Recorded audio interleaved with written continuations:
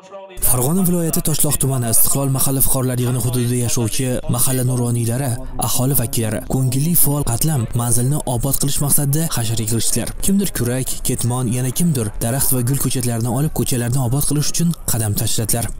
Mana shu yurtni obod qilamiz, mahallani obod qilamiz deb o'zlari tashabbus bilan chiqib, o'zlari ko'chatni olib kelib, o'zlari asboblarni hamma narsani olib kelib yordam qilishyapti. Ko'chat ekish, birinchi ko'chat ekish, ekilgan daraxtlarni oqlash, masalan, bu butaladigan zarurat bo'lsa, uni butalab chiroyli qilib ana shunday qilyapti. Endi zovurlar tozalanyapti, ariqlar tozalanyapti inshaalloh. Navro'z bayrami oldidan tashkil etilgan bu hasharda kimdirlar yerga ko'chat qazdilar, yana kimdirlar ariq va zovurlarni obod qildilar. Daraxtlar oqlandi, manzilda dezinfeksiya ishlari amalga oshirildi. Qolaversa, mahalladagi keksa, yolg'iz yashayotgan oilalarning xonadonlari ham obodonlashtirildi. Turli manzarali va mevali ko'chatlar ekib berildi. Istiqlol mahallasida jami 1054 ta xonadon bo'lsa, undan 50 dan ortiq kambag'al oilalar tanlab olingan. Ushbu xonadonlarga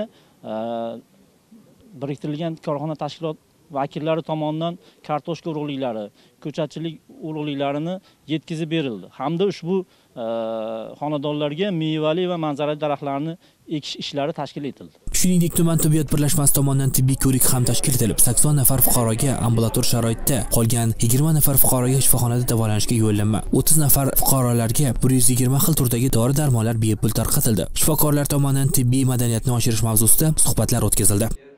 Kirib ko'rdik, nerpatolog hamma kasalliklar bo'yicha ko'z zrenalarimizga mana ochkilar berishyapti, bez bilan dorilar berishyapti, kasalligingizga qarab. Kirib ko'rinib chiqdi, uzi apparatlari besplatniy, hamma ko'riklar bor. Shuningdek, tik quduq kovlash va betonlash ishlarini tezlashtirish, aholi tomorqasidagi issiqxonalardan unumli foydalanish, elektr uzatish tarmoqlarini rekonstruksiya qilish, hududdagi iqtisodiy-ijtimoiy infratuzilmani rivojlantirish loyihalarini ko'zdan kechirdilar va bu ishlar amalga oshirilmoqda. Ahror Ziyodov, Safar Ismoilov, Zamon informatsion tahliliy dastur uchun Farg'onadan.